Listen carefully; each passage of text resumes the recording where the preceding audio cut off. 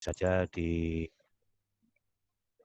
hasil rakor ini nanti sekaligus menjadi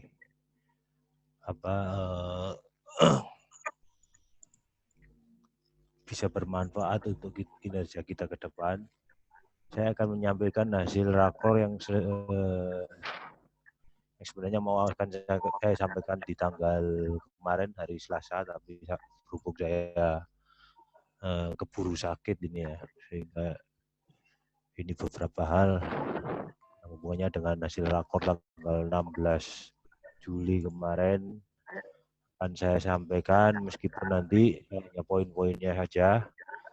Mungkin Pak Imron juga nanti bisa menambahkan dengan Mbak Diana yang lebih detail dan lengkap, karena yang hubungannya dengan persiapan T2 ini memang cukup banyak yang perlu disampaikan, sehingga nanti dengan harapan kita sampaikan lebih awal sehingga persyaratan itu nanti betul-betul semakin mantap. Tetapi sebelum ke sana, saya akan sedikit menyampaikan hasil dari rakor provinsi tanggal 16 kemarin. Adapun dalam rakor tersebut disampaikan bahwa hasil dari WB atau World Bank yang mana mengkritisi tentang tidak adanya nomor pengaduan di banner pelatihan kita atau di banner pelatihan yang dikunjungi, tapi kita nggak tahu kemarin bannernya ada nggak. Nah, di banner pelatihan itu harusnya ada termuat nomor pengaduan. Selanjutnya yang lain yang mungkin nggak yang hubungannya dengan kita, yang hubungannya dengan anomali data, sehingga tetap menjadi perhatian WB. Mungkin saya langsung aja pada poin-poin yang terkait dengan kita di kabupaten. Untuk rencana pelatihan desa lama dan pelatihan desa baru, nanti bisa virtual, bisa tatap muka, akan dilakukan di bulan September. Nah, ini yang dimaksud lama dan baru ini nanti secara detail akan saya tindak lanjuti dengan TA CDCB. Jadi nanti ada pelatihan desa lama dan desa baru, KPSPAM ini. Selanjutnya juga ada pelatihan desa dan kecamatan yang seperti kemarin itu. Ini saya poin-poinnya aja ya, karena ini nanti mungkin setelah saya buka ini nanti saya akan mohon izin ya, untuk istirahat. Nanti akan dilanjutkan oleh Pak Imron dan Mbak Triana.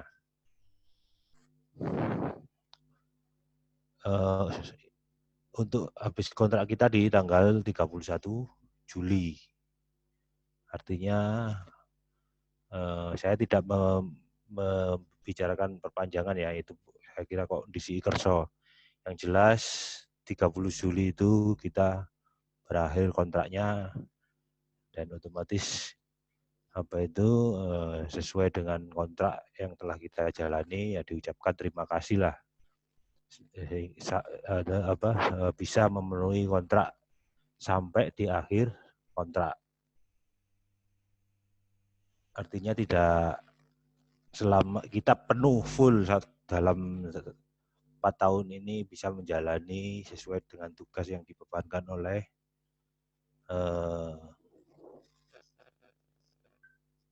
pemerintah ya, terkait dengan program Mas ini. Untuk selanjutnya, nah ini yang terkait dengan kinerja, ini saya poin-poin aja. Terkait dengan kinerja ini, rekom gaji sudah sesuai kita ya, Rekon gaji formatnya sudah sesuai dengan HRM, jadi nama dan desa yang didampingi sesuai HRM. Kita sudah nggak ada masalah, karena kemarin ada beberapa kabupaten yang belum melaksanakan itu sehingga rekom gajinya disuruh revisi. Terus pesannya juga dari PC, kendala di tempat lain jangan sampai jadikan alasan di tempat kita ya. Kalaupun ada kendala di tempat lain itu jangan ikut-ikutan lah, maksudnya gitu. Sehingga kita seolah-olah hanya mencari contoh yang jeleknya saja ya. Wah, di desa lain bisa kok Pak seperti itu. Kita ngambil contoh yang jeleknya, nggak ngambil contoh yang positifnya, maksudnya seperti itu. Kalau desa lain ada yang negatif bisa, terus kita ikut-ikutan negatif, jangan seperti itu maksudnya. Sehingga kita fokus pada kabupaten kita, gimana caranya lebih meningkatkan otomatis sebaik mungkin. SIM belum maksimal ya di input, terutama SKBLM ada yang belum input ini ya. Mudah-mudahan kita sudah. Terus target T2 nanti perkiraan di minggu kedua, kayak minggu kedua, antara 1 dan 2 lah. Minggu kedua, tolong ini disiapkan betul, terutama dengan syarat-syaratnya yang cukup banyak ini. Selanjutnya akan ada setelah T2 nanti Monef ya, Monef Kabupaten. Nanti ada jadwalnya tersendiri dari PPK Provinsi. Rencana dan syarat T2 nanti mungkin akan sudah ada, Mbak ya. Sudah pegang ya, ya. Nanti itu dibahas lebih detail ya. Karena syaratnya juga cukup banyak, terutama pembukuan di desa harus sudah selesai dan dibawa ke sana di scanner. Jadi nanti yang meneliti pembukuan teman-teman bener apa enggak salah satunya adalah provinsi. Juga foto-foto. Nah, ini foto mulai disiapkan. Foto 30%, foto 0,0%, 25% ya. Pokoknya foto-foto itu harus ada. Foto itu juga disiapkan. Terus kondisi fisik minimal 30%. Terus penyerapan minimal 90% untuk penyerapan keuangan. Ya, ini yang saya minta tolong dikejar ya, dikejar yang terutama desa-desa yang masih progresnya masih kecil. Karena T2 ini targetnya adalah di bulan Agustus minggu kedua kalau saya nggak salah ya, saya dilihat di kurva S-nya. Itu ada beberapa desa yang nggak memenuhi target. Nah, ini nanti juga ini kemarin juga ada yang cukup perlu diperhatikan karena DC pun tidak boleh memberi rekom gaji ya ketika FM-nya atau di lapangan tidak memenuhi target tersebut. Nah, ini kan juga cukup perlu diantisipasi mulai sekarang ya. Yang dikasihkan cuma BUP-nya saja. BUP-nya saja yang nanti akan dikasihkan, sedangkan rekomendasi gajinya ditunda. Itu kemarin yang cukup berat ya bagi kita juga harus, tapi ya gimana lagi itu yang nyampaikan juga provinsi ya, baik Pak PC maupun Bu Ica dari provinsi. Untuk yang hubungannya dengan modul-modul ini juga modul 6 kita agar segera diisi juga karena belum lengkap mungkin. Dan nanti DC juga ada pelatihan di bulan Agustus tanggal 21. Nah, ini mungkin yang hal-hal yang poin yang bisa saya sampaikan terkait dengan detail daripada checklist persiapan T2 nanti akan silakan disampaikan secara rinci oleh Mbak Triana. Selanjutnya atau Pak Imron ya, dua-duanya kan saling terkait ini hubungannya dengan jadi ini saling terkait ya, baik fisik maupun administrasi, sehingga nanti silakan dibahas ya, nanti bisa bergantian antara Pak Imron dan Mbak Triana, juga sekaligus masukan atau mungkin bisa ditambah oleh Pak Ifdol terkait modul-modul yang masih belum lengkap, karena ini juga jadi evaluasi daripada World Bank kemarin, yaitu tentang anomali data. Mungkin itu dulu pembukaan saya. Silakan dilanjut Pak Imron dan Mbak Triana untuk memandu rakor ini. Sekaligus saya mohon izin ya untuk tidak mengikuti hari ini karena memang kondisi yang tidak memungkinkan. Silakan dari langsung saja. Siapa? Dari saya mungkin saya cukupkan gini ya. Ada pertanyaan enggak ya? Dari ke saya. Ada, kalau Pak. ada, enggak ada ya. Ada, semoga cepat sembuh, Pak. Oh ya, terima Semoga kasih. cepat sembuh Pak Esri. Ya, saya harus, kenapa sih kayak harus istirahat 1 minggu ini? Karena ini setelah ini saya harus turun lagi ke lapangan gitu loh. Makanya harus betul-betul fit. Iya, betul Pak. Ya. Saya kira itu dulu ya. Fokus sembuh dulu. Sembuh dulu, Pak. Terima kasih. Assalamualaikum warahmatullahi wabarakatuh. Waalaikumsalam.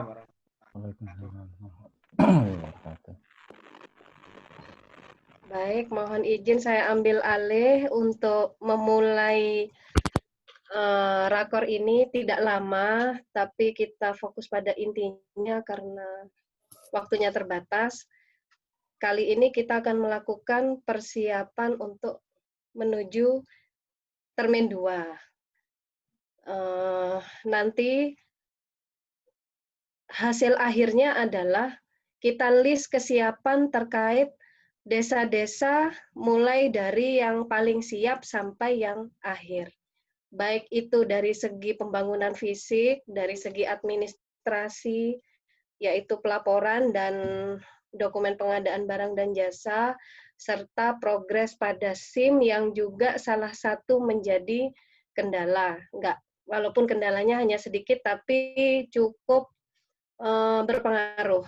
Mungkin nanti sebentar lagi Pak Imron bisa menyampaikan lebih dahulu, saya tinggal menambahkan karena nanti kan terkait administrasi.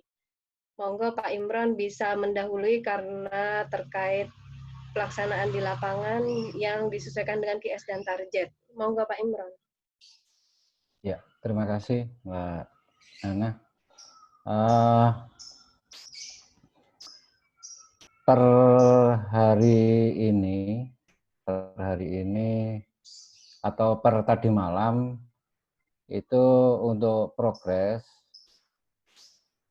mungkin bisa saya share. Untuk progres yang sudah memenuhi, dan ini sudah terlaporkan ya, yang sudah memenuhi target fisiknya itu adalah Desa Lumutan dan Gerujukan Kidul. Tadi disampaikan juga oleh Pak Yanto, kalau kiranya nanti sudah 3 atau 4 desa yang memenuhi, itu nanti akan dikomunikasikan ke balai, ke PPK. Saya tidak terlalu banyak ya mengulas ini karena teman-teman juga sudah saya kirimi email ya per tadi pagi. Jadi saya email ke PPK, CC ke teman-teman juga. Saya hanya akan menyampaikan terkait dengan kunjungan dari Pak Yanto, terkait juga dengan persiapan T2. Jadi kunjungan Pak Yanto tersebut karena melihat ada beberapa desa yang sudah mendekati 30%. Jadi beliau ingin memastikan kondisi tersebut, kemudian juga ingin menyampaikan apa-apa saja yang perlu dipersiapkan. Jadi nanti pada saat pengajuan T2 baik itu 3 atau 4 desa yang sudah memenuhi, itu nanti akan didahului dengan kunjungan dari tim balai, yang kurang lebih antara 3 sampai 4 hari akan nginap di Bondowoso. Mereka akan berkunjung tidak hanya kepada desa yang mengajukan T2, tetapi sekalian kepada desa-desa reguler yang ada pelaksanaan di tahun 2020. Itu ya mungkin ya pemikiran saya mungkin apabila nanti desa yang lain itu menyusul untuk pengajuan, mereka tidak harus berkunjung lagi. Jadi mereka sudah punya gambaran gitu. Pemikiran saya seperti itu.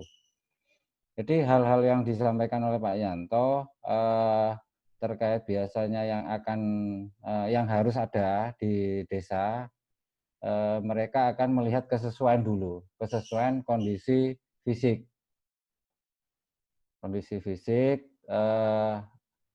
Apakah pelaporan dan kondisi di lapangan itu sesuai. Kemudian juga RKM yang sudah fix, terjilid, itu juga harus sudah ada di desa. Kemudian dokumen pengadaan, ini tidak disampaikan oleh Pak Yanto saja, tetapi kemarin sore saya juga ditelepon sama Pak Budi, apakah semua desa termasuk HID, HKP itu sudah ada dokumen pengadaannya? Saya jawab sudah gitu. Saya jawab sudah karena kalau saya jawab belum, ini akan menjadi salah gitu ya. Karena waktu kita itu panjang, sebelum PKS itu sudah boleh mempersiapkan dokumen pengadaan. Tetapi untuk SPK-nya itu baru setelah PKS. Jadi ini dipastikan harus ada. Dan yang tidak kalah pentingnya seperti yang disampaikan oleh Pak Esri tadi adalah administrasi KKM dan atau Saklak. Ini harus betul-betul sudah fix. Ya, harus betul-betul sudah fix. Jadi sama dengan yang saya sampaikan ke beberapa desa yang sudah sempat saya kunjungi, terutama yang tadi ya, bahwa persiapan dokumen-dokumen tersebut itu sudah harus ada. Jadi jangan karena tidak atau belum memenuhi target 30%, kemudian nanti aja dokumen pengadaannya atau administrasi KKM-nya nanti saja. Tidak bisa. Karena nanti akan dikunjungi sampling minimal itu ada 50% dari jumlah desa. Di atas 50% yang dikunjungi nanti. Karena mereka punya waktu banyak, yaitu antara 3 sampai 4 hari di Bondowoso. Jadi itu, jadi saya hanya menyampaikan apa hasil kunjungan dari Pak Yanto dan pesan beliau. Ya, selanjutnya mungkin bisa ditambahkan Mbak Triana dan sekaligus mungkin tentang kesiapan dokumen-dokumen T2-nya. Begitu, silahkan dilanjut Mbak Triana. Saya akhiri dari saya. Assalamualaikum warahmatullahi wabarakatuh. Waalaikumsalam warahmatullahi wabarakatuh. Artinya target 3-4 desa itu kalau kita lihat kesiapan dari kurva S tadi ada Lumutan, Grujukan Kidul, Pejagan, Nogosari ya Pak? Iya, betul.